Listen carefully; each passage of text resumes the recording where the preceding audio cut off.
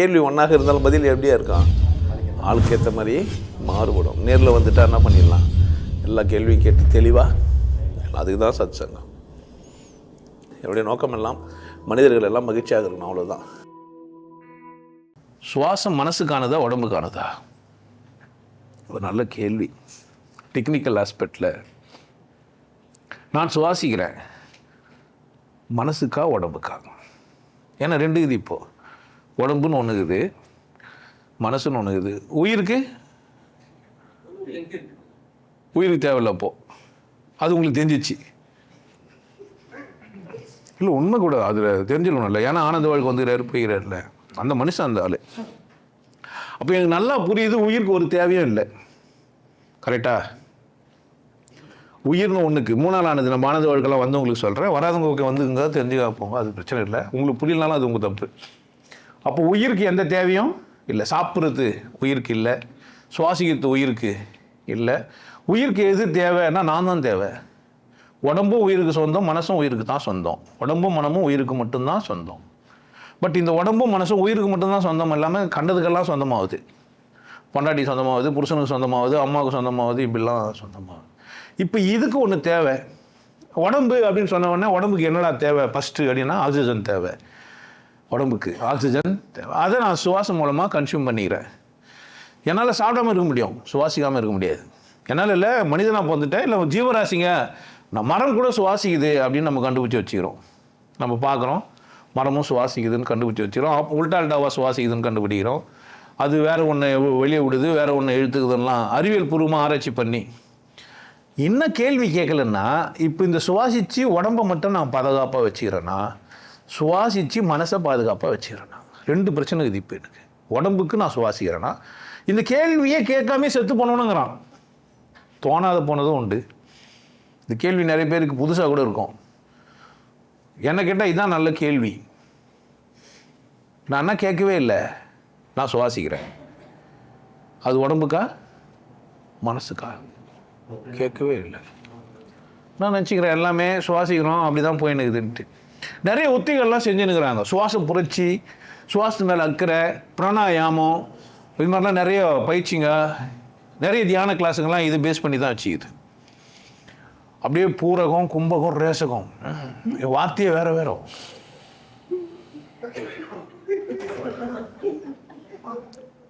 அம்மா 4 இழு 8 வை 16 ஓடு, 4 தான் இழுத்த, 8 எங்கடா வச்சுன்னு? சரி வச்சுட்டு மூச்சு போயிட்டு 16 எப்படி விட முடியுது? விட்டா பிரக்கம் போயிடுச்சு.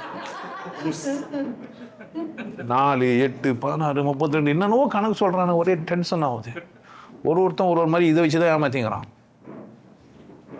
என்ன கருமமானா பண்ணு. சுவாசமும் மனசும் ஒன்றாகுது. ஒன்றா மூச்சு நிறுத்து. இப்போ என்ன பண்ணி முடியுதா பாரு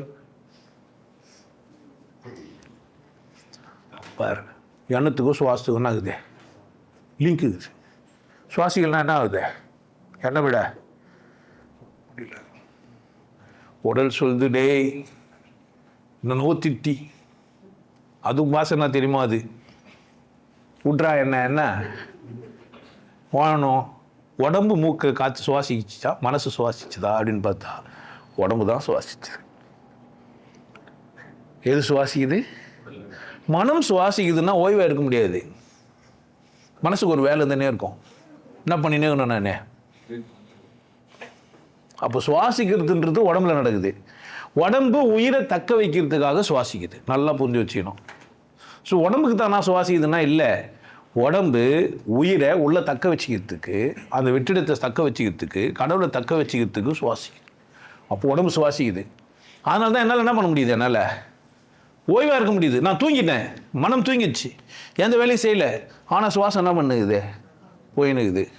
அப்போ சுவாசத்துக்கு தான் மனசு நிற்கல, மனசு ஓய்வான பேர் கூட சுவாசம் போயின்னுக்குது. நல்லா புரிஞ்சு வச்சணும். தெளிவான ஒரு பதில், உடம்பு தான் சுவாசிக்குது. உடம்புக்கு தான் சுவாசம் தேவைப்படுது. அப்போ மனசுக்கு வேலை இல்லையான்னா, உடம்புக்கு தேவைப்படுறது எதனால் சுவாசம் தேவைப்படுதுன்னா உயிரை தக்க வச்சுக்கிறதுக்கு. உயிரை தக்க வச்சுக்கிறது எதுன்னா சுவாசம். அப்போ அந்த உயிரை தக்க வச்சுக்கிற சுவாசத்து மேலே நான் அக்கறை வச்சேன்னா, நான் அதாவது மனம் அக்கறை வச்சுதேன்னா, நானும் அந்த உயிரை தக்க வச்சுப்பேன். நல்லா புரிஞ்சு வச்சுக்கணும். உடம்புக்கு அது ஒரு பிரில்லியன்ட்டு. உடம்பு ஒரு பில்லியன்ட்டு தன்னை சரி பண்ணிக்கும், தன்னை வளர்த்துக்கும், தன்னை வயசாகிக்கும், தன்னை ஆரோக்கியமாகிக்கும், எல்லாமே அது பண்ணிக்கும். எது பண்ணிக்கும்? நீங்கள் டாக்டர்னாலையோ மருத்துவனாலையும் உயிர் வாழல, உடம்பு வாழணும்னு நினச்சிங்க தானே தான் என்ன பண்ணுறது, உடம்பு வாழுது.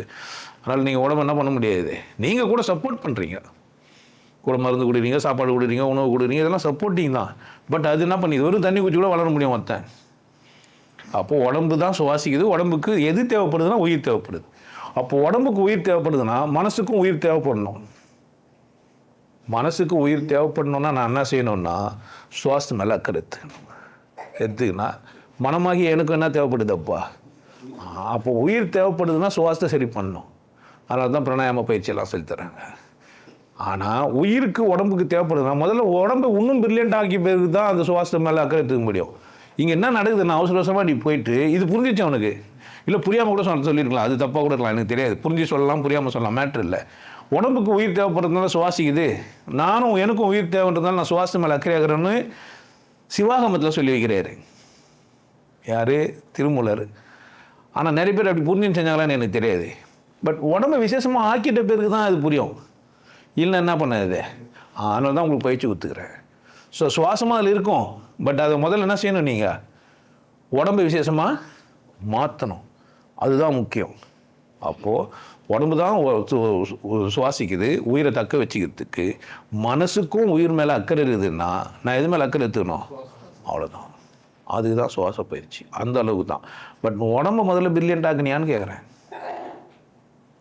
உடம்புக்குள்ளே இருக்கிற மனம் என்ன எப்படி இதுன்னு தெரியுமான்னு கேட்டால் இல்லையே. நிறைய பேருக்கு மனம், நாங்கள் என்கிட்ட வந்து போயிருக்கோன்னா உங்களுக்கு தெரியும், அது பாம்பு கும்பெல்லாம் பேசுவீங்க. அதர்வைஸ் யாருமே உங்களுக்கு சொல்லலை. மனம் எப்படி இருக்குதுன்னு நான் தான் சொல்லுங்கிறேன். அது பாம்பாக இருக்குது, வெளிச்சமாக இருக்குது, அப்படிலாம். ஸோ அதை முதல்ல புரிஞ்சினா தான் அப்புறமா அந்த சுவாசம் மேலே அக்கறை தான் சரிப்பட்டு வரும். அதர்வைஸ் ஸோ மனசு புரிஞ்சினா, உடம்பு புரிஞ்சிக்க வேண்டியதே இல்லை, அது ஆல்ரெடி பிரில்லியன்ட். ஆனால் மனசு அப்படி இல்லை. கண்ட கர்மத்தில் வளருது மனம். எங்கே போகிறதோ அதுதான் சரிந்து. பொம்பளையாக பார்த்துட்டு பொம்பளை சரிந்து, ஆம்பளையாக பார்த்துட்டு ஆம்பளை சரிந்து, பொம்பளையும் ஆம்பளையுமா பார்த்துட்டு போட்டி போட்டுனுக்குது. ஒரு பொம்பளை பார்த்து ஒரு பொம்பளைக்கு பிடிக்க மாட்டேங்குது, ஒரு ஆம்பளை பார்த்து ஒரு ஆம்பளைக்கு பிடிக்க மாட்டேங்குது. போட்டி பொறாமையமாக தான் இருக்குது. என்னை விட அது ஒல்லியாகுது, என்னை விட அது குண்டாகுது, என்னை விட இப்படி தான் பண்ணுக்குதே தவிர இது இருக்குதுன்னு பார்க்கவே இல்லை. ஆனால் உடம்புக்கு எந்த சிந்தனையுமே இல்லை. உடம்புக்குள்ளே இருக்கிற மனசுக்கு தான் இவ்வளோ சிந்தனையும். ஸோ மனம் குப்பையாக வளர்கிறதுனால தான் இந்த நான் ஒன்று தேவைப்படுது. மனம் சரியாக இருந்திருந்தால் இந்த பிரச்சனையே இல்லை. 5 வரைக்கும் பிரச்சனையே இல்லை. அது இந்த கேள்வி கேட்க வேண்டிய அவசியமும் இல்லை. ஆனால் மனுஷனாக வந்துட்டால் இந்த கேள்வி கேட்கணும். எந்த கேள்வியை? எது சுவாசிக்குது அப்படின்னா உடம்பு சுவாசிக்குது. நான் ஏன் அது மேலே கவனமாக இருக்கணும்னா, உடம்புக்கு தெரியுது உயிர் மேலே அக்கறையாக இருக்குது, மனசுக்கு தெரியல உயிர் மேலே அக்கறையாக இல்லை. நானும் உயிர் மேலே அக்கறையாக இருப்பேன். அதனால் நான் என்ன பண்ணுவேன், சுவாசத்தை தன்வசப்படுத்திப்பேன் அப்படின்னா சரி. இப்போ ஏன் தன்வசப்படுத்துகிறோம் புரியுதா? ஆனால் சுவாசிக்கிறது உடம்பு தான். தன்வசப்படுத்துறது நானும் உயிரை நேசிக்கிறேன், நானும் உயிரை நேசிக்கிறேன். அதுதான் சிவ பூஜையில் கரடி இதெல்லாம் அதில் தான். ஸோ சிவன் பூஜைன்னா என்னன்னே புரியாமல் நீ பண்ணு போய் சாம்பல் ஆகிறதுக்கு முன்னாடியாக செய்யணும். அதுதான் இருந்துச்சா.